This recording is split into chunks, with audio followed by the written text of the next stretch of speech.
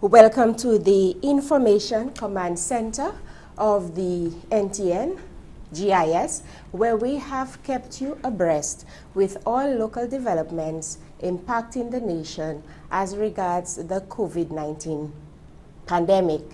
I am Claudia Monlui, your moderator for today's press briefing with the St. Lucia Blind Welfare Association, one of the organizations which has been seriously impacted by the challenges which arise throughout this COVID-19 pandemic. To help us discuss the issues and the way forward for the St. Lucia Blind Welfare Association, I would like to introduce, and I think everybody can just extend a wave to our audience. Mr. Anthony Avril, who is the Executive Director of the SLBWA. The lady in the middle, Ms. Rosemary Compton, Outreach Officer responsible for the mapping project, and the President, Mr. Glenn Simon. Welcome all. Thank you. Thank you. Pleasure being here. Well, COVID-19, as history indicates, is a challenge which probably comes around every 100 years, as the last pandemic is recorded to have taken place 100 years ago. And of course, none of those persons who were around at that time are really here to advise us as to the way forward. So this is definitely navigating new ground. And so we have, of course, been faced with challenges all around throughout many sectors, and the NGO sector has not been immune from the impact and the challenges. We are hearing of the corporate sector being impacted, but the NGO sector, the non-profit generating sector, has been severely impacted as well, if not more so. And today the officials of the Blind Welfare Association are here to outline the way forward. But before we go into what presently has been put into place and the new measures adopted, let us reflect a little on how we began 2020. I would say on an optimistic note. Yes, Claudia, I think you're so correct. If I may start the ball rolling. Thank you so much, and thanks for the opportunity to allow the St. Lucia Blind Welfare Association to be able to come to the public and indicate what has been happening. And as you said, when we started the year with such optimism. I think as an executive, one of the things that we said was year 2020, like 2020 vision, would have been a bright and productive, prosperous year for us. And 2020 is going to go down as a remarkable year. Far from that. It has really strangled us so far, and we haven't even gotten to the first half of the year. But we started the year wanting to do something that we had been planning for a while. And that is an awards and recognition night. And we managed to execute this. Was it in January, Mr. Avril? Yes. Yes, January. it was, yeah. And this was such a beautiful occasion that really set us off as having a wonderful year, that's as we had planned. And the association had made such a big recovery from the financial depression that it had gone through about 2 years back. And Blind Welfare had a number of plans, a number of things that we were doing so that we could continue that trajectory. So this month, incidentally, is Blindness Awareness Month. And we had a number of activities planned for this month that we all had to shelve because of the protocols that have been placed for national safety. And physical distancing has to be something that we have to observe at this time. But blind persons cannot totally physically be distant from other persons because they do rely on persons for a certain level of assistance, though we want to be as independent as possible. So you're so correct. We started the year with such optimism, and we are facing some issues, and we don't think it's insurmountable that we could get past this, just like everybody else is hoping that they will. But we wanted to highlight to the nation some of the things that have happened. And the executive director, I know, will take us through some of those. But we wanted to really be here today, and thanks for that opportunity so that we could bring it to the public and to our clients who are missing out on the services, that we will be in some measure taking care of their needs. Just before we go to Mr. Avril to explain to us how we have been impacted operationally, and I must explain to the viewers why I'm saying we, and that is because I'm wearing two hats. I am also the Public Relations Officer of the Executive Council of the SLBWA, so I have been intimately involved in all of the goings-ons which are going to be discussed here today. And we want to also remind you that you can join us on YouTube or on Facebook, whichever platform is more convenient for you. You are free to join us, and the lines will be opened later for members of the public to get in touch with us and pose any questions that you may have. Mr. Avril, how have we been impacted operationally as the St. Lucia Blind Welfare Association? Very negatively. As you have already established, the President, Mr. Simon, and yourself, Ms. Moll, we really were looking forward for 2020 for many reasons. 2020, the St. Lucia Blind Welfare Association is mandated to help the nation retain 2020 vision for as long as possible. So we were looking forward to 2020 with a bang. And we did start it, as you have already said, with a bang. We started by showing appreciation to St. Lucians, all walks of life, who have stayed in the corner of the St. Lucia Blind Welfare Association, who have helped the association to come through and to weather many, many, many storms throughout its existence, because we started back in the 60s. And so it was quite fitting that we say thank you to St. Lucia. And of course, it was just the beginning of it, because we also committed that we would be doing this every year from then on. But, of course, we had no idea that there was something called Corona and the coronavirus 2019, that it was really showing its true mantle in 2020. And so that all the hopes and the plans that we had was thrown into a tailspin, you know. And as the discussion unfold, we will be discussing some of these things. The Blindness Awareness Month, for example, May, as you know, May is always a month where we highlight, we put the emphasis on people who are affected by blindness, vision impairment, and in between. This year is really curtailed. We were looking forward to doing all kinds of things.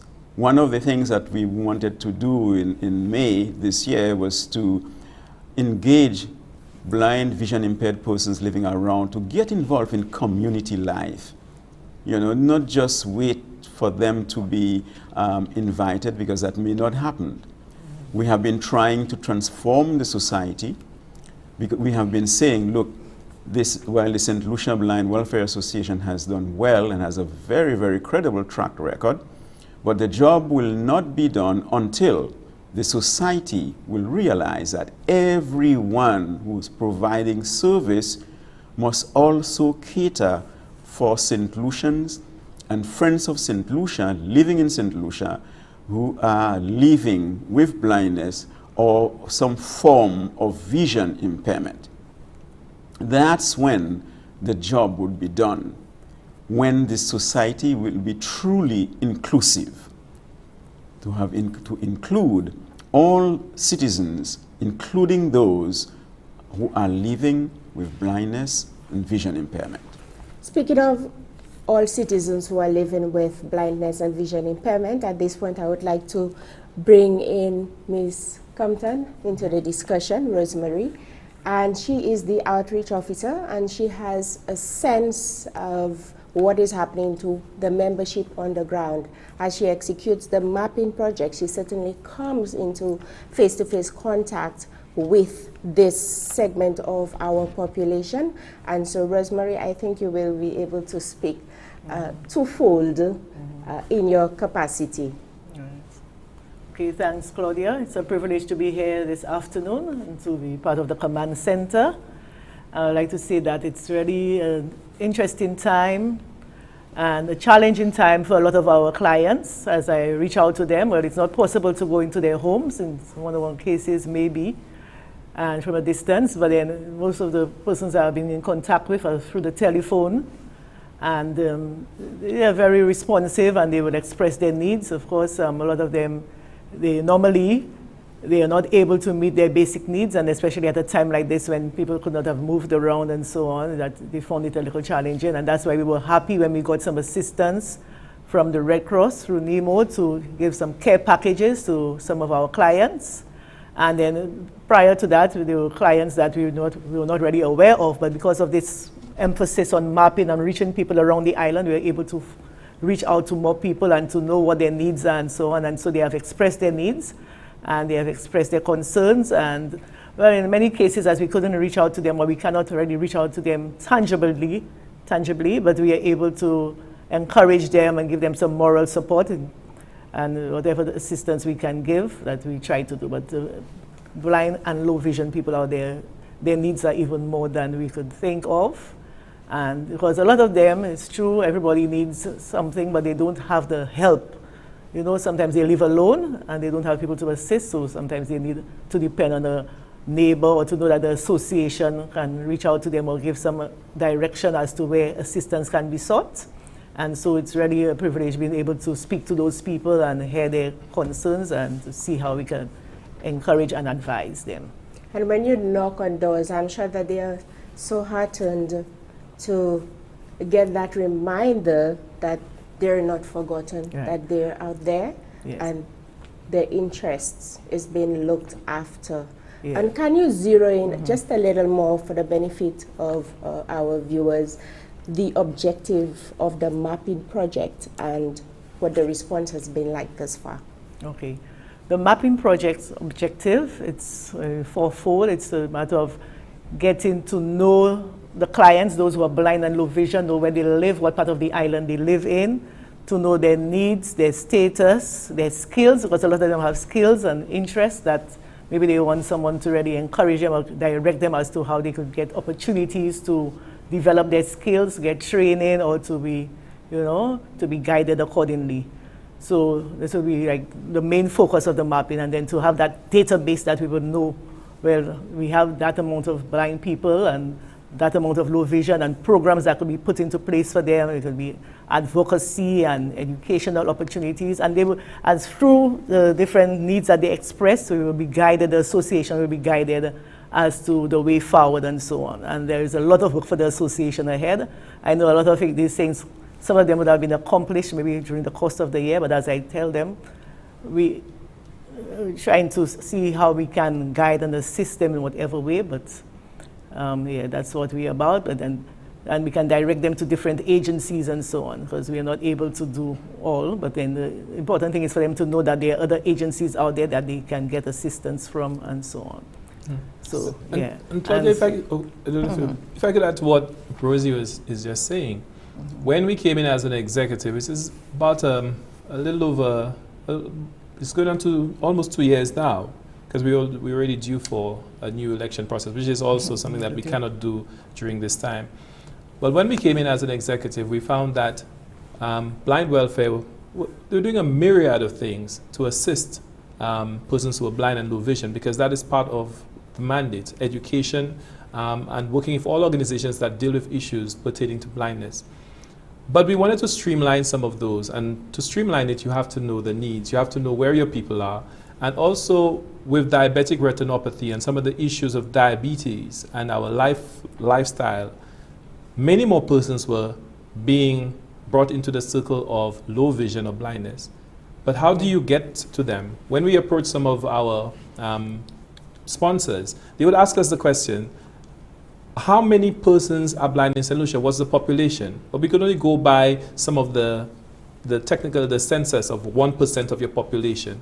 but how many persons within St. Lucia? And so this mapping project was a project that the executive felt very strongly about, that if we're going to program for persons who are blind and visually impaired, you need to know who they are, what are their needs, how do you reach them, and there's an issue that is still relevant, that is prevalent in St. Lucia, that persons who are blind and low vision, still some of them stay at their homes because they still feel like they feel shunned, and some of them do it themselves, that self-stigma, and we want them to come out and get the services that are important. Even persons who are low vision, before they lose total blindness, there are things that you could do to help reach out to them. And so we needed to know who that population was. And so Rosie is doing, as one person, this really tremendous work. And it was a project that was supposed to have ended in June. But she has graciously accepted to extend it for us because she understands the situation. And we're going to go right through into August with this. Okay. And it's really, really important that persons understand. And they also come out and reach out to blind welfare as well if they are recently part of that new population. Okay, so we'll take a break here, Mr. President, and take in an important message, and we'll be right back with you.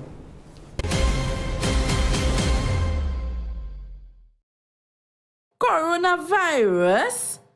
I am worried, Gassa. It's only old people dying from that. Hold up. Being young does not mean being safe. Yes, it's true that the elderly are at higher risk, but anyone can get the virus. The effect is even worse if you have a chronic condition like hypertension, heart disease, lung disease, and diabetes, or weakness in your immune system. If you are living with these conditions, be extra careful.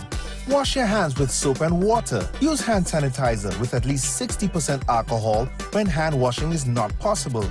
Avoid touching your face. Take steps to boost your immunity through proper nutrition, exercise, rest, and take your medication as prescribed. Limit being around people who have flu symptoms, even close family members. Our health is in our hands. Together, through simple actions, we can stop the spread of coronavirus. This message was brought to you by the Bureau of Health Education of the Ministry of Health and Wellness.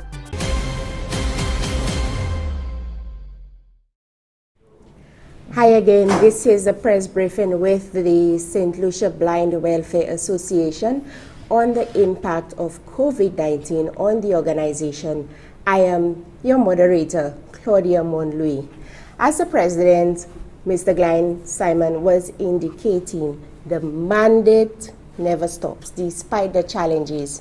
And in that regard, I would like to have Mr. Avril speak on some of the hard decisions that the organization has had to make because we have been impacted operationally. The staff and services have also been impacted. Thank you. Well, while leading into the hard decision, I think I also need to try to help listeners and viewers understand what some of these things are. For example, the two main streams of revenue for the St. Lucia Blind Welfare Association, one depends on funds received for projects, through grants, donations, and technical support for the various things that we are doing. Whether it comes from government, from funding agencies, from the corporate communities, from individuals. These are the way that monies come into the St. Lucia Blind Welfare Association. And the second stream to that is through the eye clinic, which generate some as well. But the way that our eye clinic is set is to, we are committed to preventing blindness. And as a result of that, the service will be provided to people even once we can establish that they are unable to afford. So that, and what we charge in our clinic is not a la what you may charge in other facilities, because our concern is to ensure that the people who need the service would be able to access it. So whatever we can bring in through the clinic, therefore, would be limited because of these considerations and concerns. Having said all of this, the island was thrown into emergency mode around the middle of March. And that certainly stopped everything. People are not working. They are not in a position to donate. And what has happened is that the COVID-19 has not only attacked St. Lucia, COVID-19 has declared war on the world. So that St. Lucia Blind Welfare Association, SLBWA, which depends heavily for sustenance from support from outside of St. Lucia, those who would provide some of these supports themselves are impacted. And they need support for themselves. So we kept monitoring the situation and hoping that maybe some breakthrough, some respite would come. For example, we were told the end of March, and then we looked at April, but we kept the staff from middle of March through this month, May, and of course, you have to pay them. Nothing is coming in. So very reluctantly, the executive realized that we were caught between the, what do you say, the rock and the deep blue sea? Well, we were certainly caught, and we had to take some action, and this is what we were forced to do. Lay off some members of staff, most of them. As we said, we were just beginning to raise our head because, we had gone through serious downsizing in 2018 going into 19. So we have to lay off some more people. And it was decided, come what may, we had to keep a skeleton staff because there is a lot that can be done, which is being done at a distance. And apart from government, the only agency, which the primal reason for existence is because you have citizens living with blindness and vision impairment in the country, is the St. Lucia Blind Welfare Association. So, if it goes out, then, what is it? What does that mean to people who are blind or vision impaired in St. Lucia? So we said that we would have to keep a skeleton staff. But frankly, the skeleton staff that we decided to keep agreed voluntarily to cut their salaries. Yes, ladies and gentlemen, their salaries, which is already not large, but they agreed to cut their salaries to help the association keep its nose above the COVID's water. Okay? And that's the situation. So people are being laid off as of the 1st of June for 3 months. While this is happening, of course, we will continue to monitor the situation and do everything we can to restore services, those critical services, and continue to provide service that which is humanly possible with the help of our supporters. That can range from anything to anything. People who are in need of homes. Even as we speak, we had to rescue somebody from some place and find some other place for that person. We have another person who is in a wellness institution, and they need the space, they need the bed, and we have to try and find somewhere for that person. We have others the way we have a project to try and repair their home. We want to say thank you to a corporate citizen who've come forward, I think I could say the Caribbean Metal, and provide the sheeting for the roofing, but everything else had to be done, and it has been through a coup de main effort, which was derailed by COVID. But when the situation was somewhat relaxed, the people who had a little bit of time came forward and donate to try and do the manual work, whether it's carpentry and whatever work that had to be done. So it looks like by end of this month we may be able to complete this project. At least this family, which is a fairly large family, will be safe for the next thing, which is right just around the corner, the hurricane season. So, and we have several others around the island who are in need of varied level of support and have needs that has to be addressed. So the St. Lucia Blind Welfare Association is really doing quite a wide range of services and activities, helping people with real needs, and you just cannot just close up and say, well, that's it until whatever time. These needs are there. People who are in need of food, people who are in need of their medication.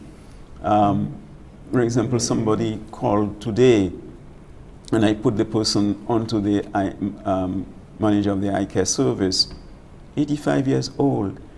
When we checked, she actually needed to come back to us in 6 months. But she did not even know where her prescription, what she did with it, and everything, she forgot. So somebody have to be able to speak, to reassure, and to try and see how you can find some help for that person. We have many people like that, ladies and gentlemen, around the island. So the St. Lucia Blind Welfare Association is the only ophthalmic service which a real low vision service. Now, when we speak about service for people with low vision, it's not just about prescribing a pair of glasses, giving them a pair of glasses, or maybe some device. It is a service where you are addressing their needs, to reassure them, to help them to make good use of whatever residual vision they have left, because you don't want them to stop using it. You want them to continue to make effective use of it. But sight is a major gift. And when sight is becoming impaired, the whole life is thrown out of sorts. Some psychologists describe it as 20 deaths, and he went on to list them. I'm not going to list them in this program, okay? But people's vision, they take it for granted until they realize that you really need it, So these are the things that we are trying to address. And when we made a reference earlier, we wanted to try and connect people who are living in the various communities of the community. One of the things that we were looking to do is to have them we were discussing with the domino people that you would have them participating in dominoes activities, indoor games. And of course, about our blind cricket, and that we wanted to do a lot more with it. There's some community, like the Cap Estate group, for example, they were willing to do something major with blind cricket. And you have from around the island, but all of that. So we had the raffle. We were trying to raise a little money, again, because of COVID, that it was, short, stopped. And we had to, everything had to be postponed. So the list goes on, ladies and gentlemen. Now, while I am on the floor, when we speak about inclusiveness, it's one thing to educate. Yes, it's one thing to rehabilitate. But if people cannot access gainful employment, the job is not done. So that's one of the areas where we as an association would admit that we have not caught it yet. So we have a number of initiatives, and the aim is to try and help people access some form of employment. Training, the JMTT train, that is the Japanese medical touch therapy, because one of the areas where blind people can claim some measure of strength is the use of their hands. We depend a lot on touch. And we had a group of students from around... How many? 6, 9? About 6 of them. We trimmed them down to 6 for the first cohort of students. And we were training them. We had the people from JICA, the Japanese, the international agency, doing the program for us. But this was stopped.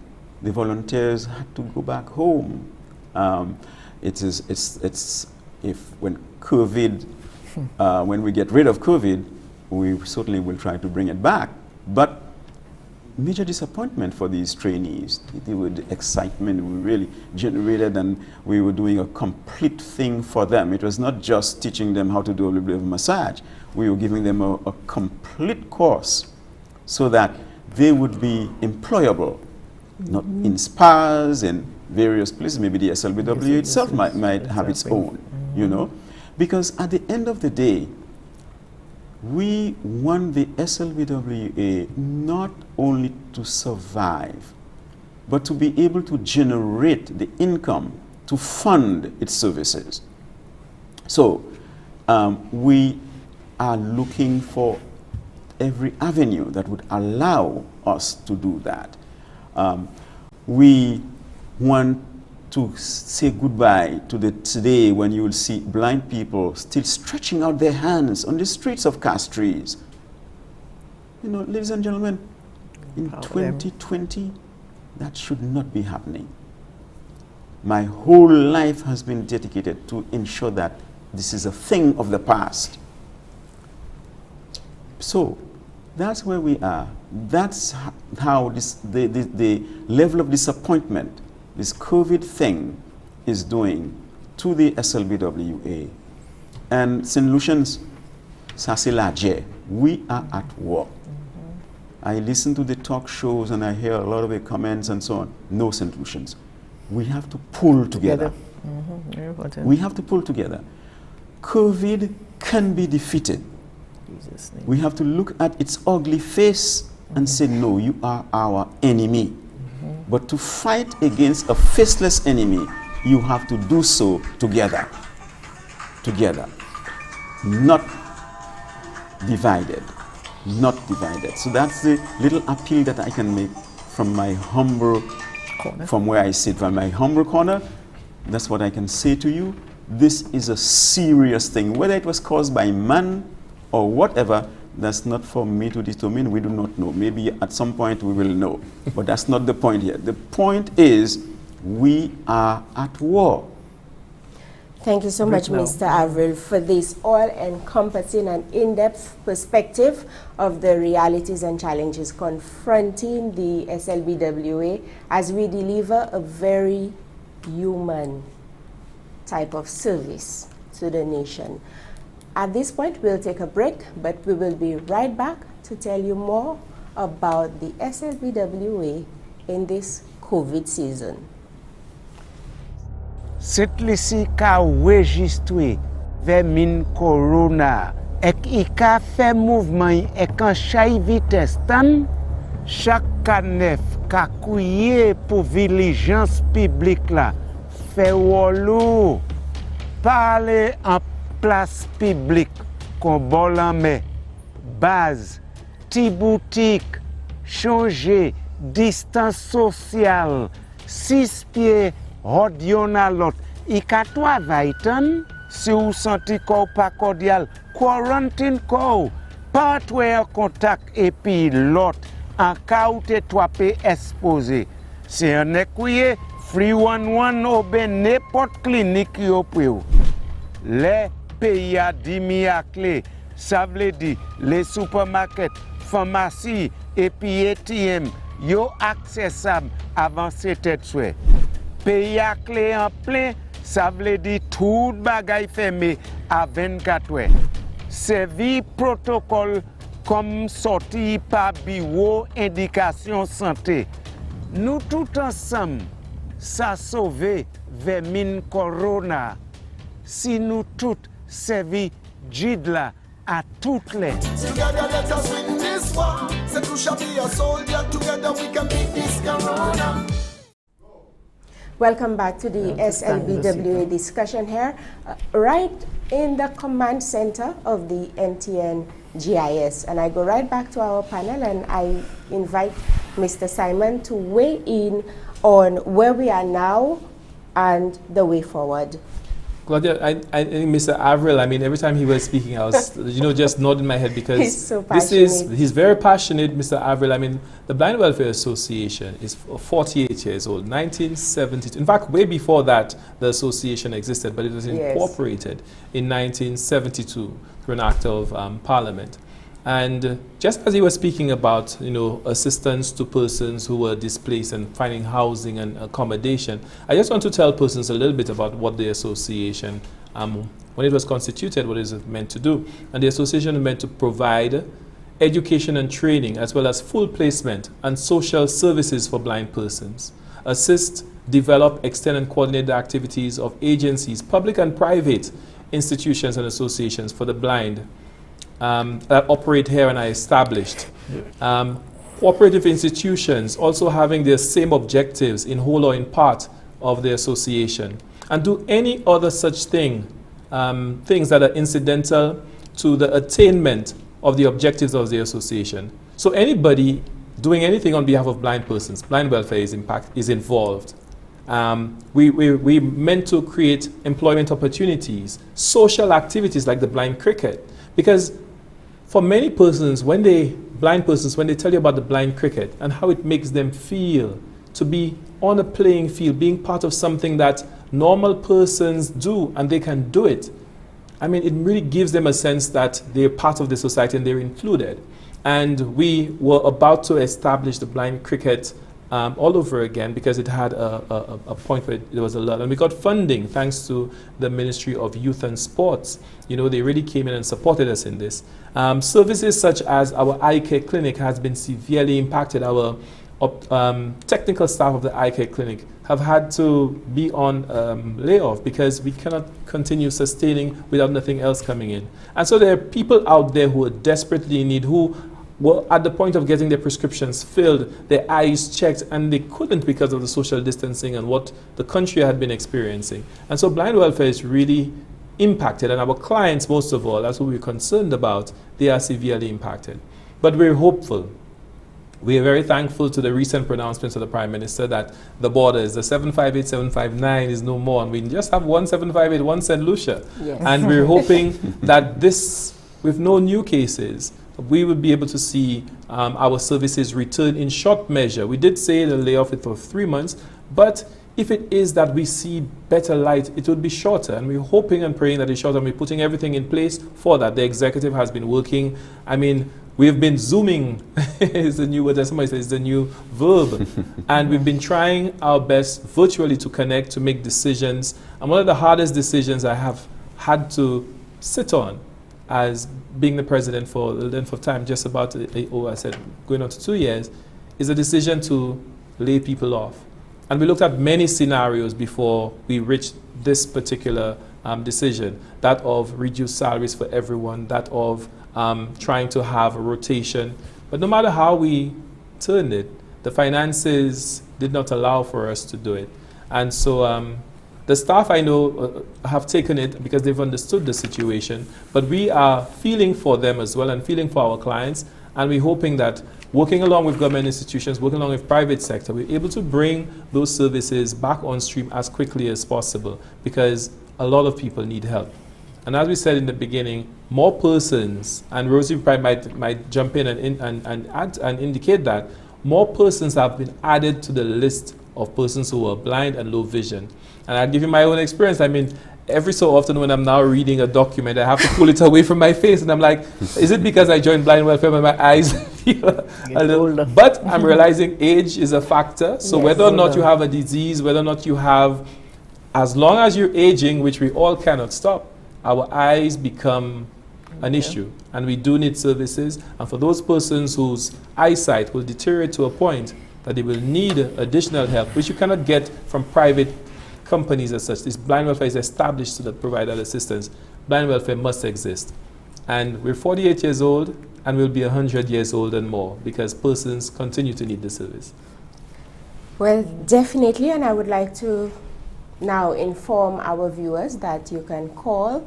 The number is 468-2162 and pose your questions, make your comments, recommendations, and we have a very capable group of persons here who will definitely engage with you. And I must indicate that Rosie was one of those persons who was recognized and awarded at our awards ceremony, much deserved for her long-standing absolutely service to Rosie has worked in SLBWA. every section of SLBWA as a volunteer. I mean, extraordinary. When you talk about passion and persons who care for persons, Mrs. Rosemary Compton, I mean, stands out, you know, and there are a lot of persons like this in blind welfare will tell you that they have offered a lot of service. But even now, even though she's on a project with us, it's really a service of love that she's really doing, reaching out to persons and doing it as a sole person because she understood she cannot get a team because of the finances, and trying to get to everybody. And I know she could say it better about, you know, the type of, sometimes the desperation that you see persons in, and she's here to address some of those. Yeah. Thank you, Ms. Moderator and Mr. President, and thanks for the accolades. And actually, when we started this mapping project and outreach project, and even when I heard about it at first, I thought, you know, I want to be part of that. I wanted to be a volunteer, to go out and reach out to those people and to find them where they are. And so I was happy when the opportunity was given to me to take it on as a job, and so for the time period. And the idea was for me to be the one to coordinate the program and to have volunteers out there assist. Quite a number of persons were willing. If I may take a pin, I think we have a call. Okay. Hello. Hello. Hi, hello. Hi, good afternoon. Good afternoon to the Good afternoon, caller.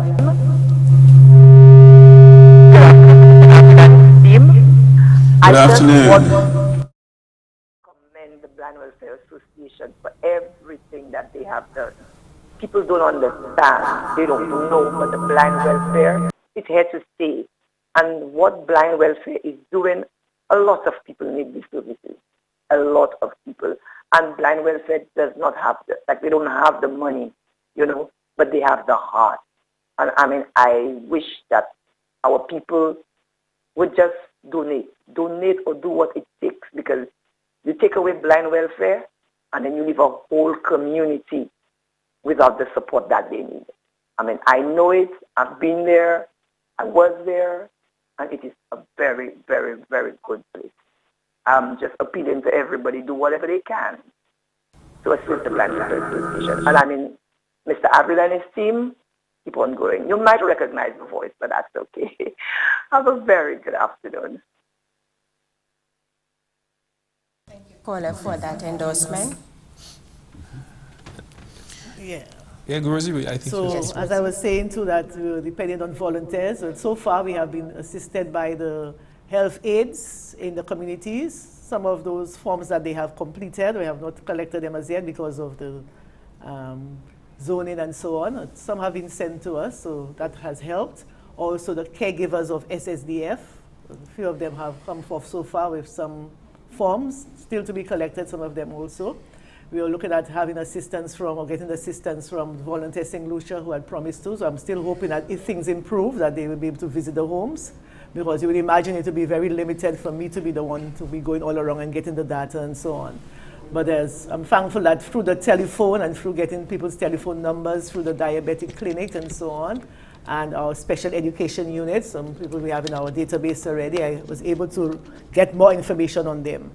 And so that has helped. So far, up to the month of April, we're able to register about 225 people, but by the end of May, we should have over 300, and there are still forms out there. So there are quite a number of blind people. It's really heart-touching, and to see some of the middle-aged people who have lost their sight, and you know, especially when you were not born with blindness and you acquired blindness, so some of them are still trying to live and try to accept their status at the moment, and so we assure them that they have our support in whatever way. They feel free to call the Blind Welfare Association, and so we will assist in whatever way we can. And the majority, if I may say, of persons I've recognized who have been affected as a result of glaucoma, and also the diabetic retinopathy and other eye diseases.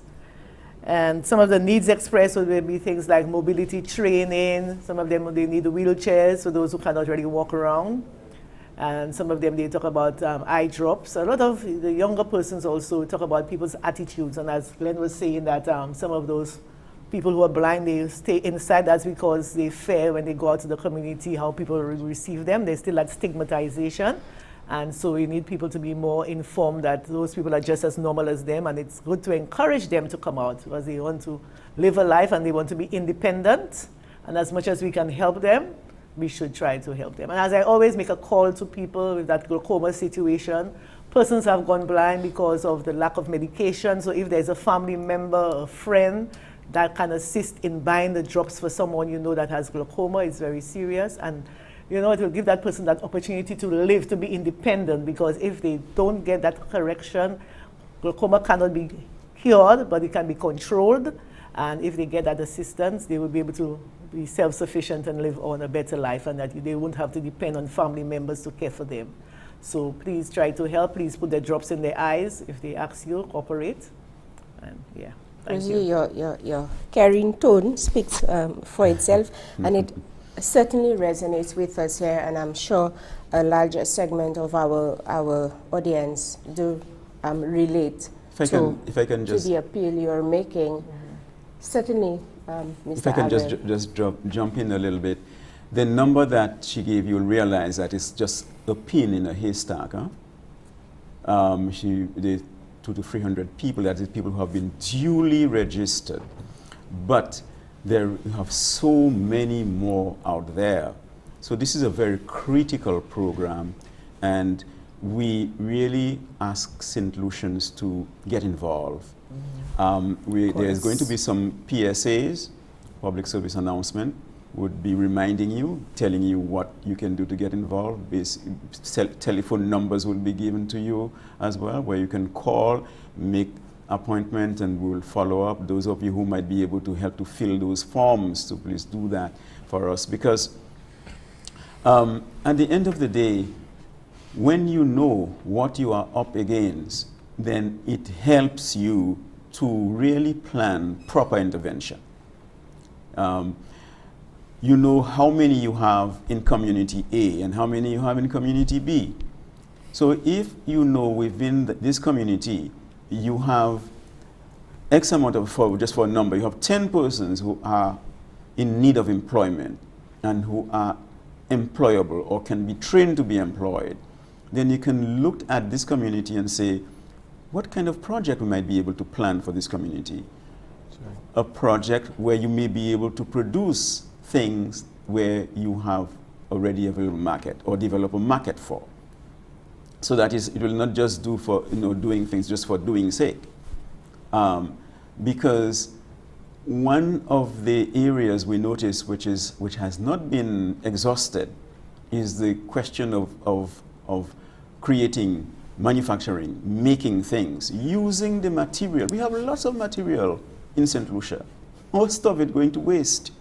And you could probably mention, Mr. Ivory, that mop making project that we were involved in as well, and actually making things like this we wanted to bring back on stream. Yes. Employment generation. Right, but you see, we want to bring these back on, but my head, Mr. Perez, we have blind farmers. That's right. What are we doing with the things that they are growing? Yes. You see, my head is out there. We're talking about, we want to do things that the market needs. We have the means to do that. What we need is the help to make it happen. Okay? So that's where we are at. St. Lucians, we are not back in the 70s and the 60s. The St. Lucia Blind Welfare Association is 2020 and beyond. We want to make use of the lessons that we have learned through the years. We have some older gentlemen. They're still strong. Yes, their sight has been compromised, but they're saying, but you know, I know how to do this and I know how to do that. So why should we let them die with the knowledge? Let's make use of it. Very well. We'll take a comment from the President, Glenn Simon. Of course, as we've indicated, our constituents keep broadening. It's not just a matter of persons who are impaired biologically. We have accident victims, you have domestic abuse coming into the picture. Of course, diabetes, all of those things are impacting persons in terms of their eyesight and eye health, and this broadens our constituents, and we want to take an evidence-based approach so we can really try to meet the needs of everybody who needs that support out there, and that is why our caller said donate, donate, donate. Yeah, but even with this, one of the things that I as president, and I've been thrusting in a sense on the rest of the executive, is that blind welfare, we will not portray ourselves as this needy sort of association that always asks for donations. As Mr. Averill said, we need to generate our own sustenance in terms of when monies are given to us, that we're able to allow it to multiply. And so a number of projects that we actually were starting to put on stream, we want to recommence them when we continue and actually add new ones. And that's why the whole idea of volunteers come in. You may have persons out there who have really fantastic ideas, novel ideas as to how blind welfare can sustain itself even better. One of the key areas that we have at the moment is our eye care clinic. And we want to develop other avenues. So despite the fact that we love donations when they come in because it really supports us, we want to be able to continue to be self-sufficient. And as Rosemary was speaking earlier about some of the needs that persons have, and we've spoken about it, some of those devices, this is 2020, this is the digital era, the digital age, and our persons as well, our clients, want to be in that world. Many of them, they operate phones even better than I can. You know, when you see them operate, they are fully independent. They will send you WhatsApp messages, pictures of themselves and everything else. But not everyone has access to it. And so when we were all shut in, the lack of access sometimes would have created an issue where they couldn't communicate. Our education program that we're running, though it's run under the Ministry of Education, but you realize our children have special needs, because unlike other children that could just go on and they could just be instructed, we have teachers that work directly with some of those students, and so you need to be able to reach them to explain certain things. You cannot just tell them something on screen. And so we are also working, I know Mr. Averill will speak to that a little later as we have a report speaking to how we are assisting them. But there's so many needs out there. It's not just about blindness and wearing glasses. Some people believe it's just about glasses. And if you have glasses, it changes your whole way and outlook. But it's more than that. Blind persons need real assistance, and they need to be able to feel that they can exist in this society as independent as everyone else. So we're working with the Ministry of Education before COVID, and we're hoping that a project will continue with the EQUIP project, where they're supposed to help supply us, because we do have an audio-visual computer lab, but it's void of computers. You know, there was a project, but most of the computers were assigned to the persons who took part in that first project. And we want to equip that project so that you could continue training and retraining persons who are blind and low vision with skills that they could access the internet and make money off of the internet. You know, everybody says that's where it is over the internet. And so we want to be able to have persons who have access to all the internet services. And there are many programs that allow for screen reading, and they will tell you how. I will send an email to Mr. Averill and he'll read it faster than any one of us when you send stuff, because his program is so, you know, tells him what it is and he responds to you quickly.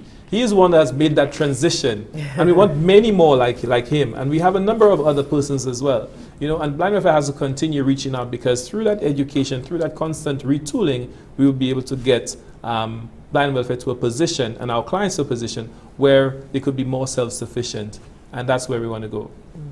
Thank you so much, and well, as the time comes for us to conclude our discussion here, and a very engaging discussion, I must say I would like to thank the panelists for being here. Mr. Avril, perhaps 30 seconds of Creole, so we could have some indication. Yes. Merci, merci. 30 seconds Creole, merci. Eh bien, nous tenons un bon programme aujourd'hui parce que nous voulons pour toujours pour bailler Bill Pepla information qui a sorti par association pour les aveugles au souhait. Les affaires COVID-19, ça a nous un gros coup.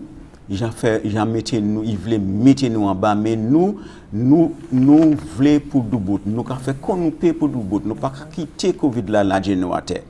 Eh bien, mais nous tenons pour prendre des positions parce que vous savez, nous avons dépensé, mais l'argent pas qu'en tout.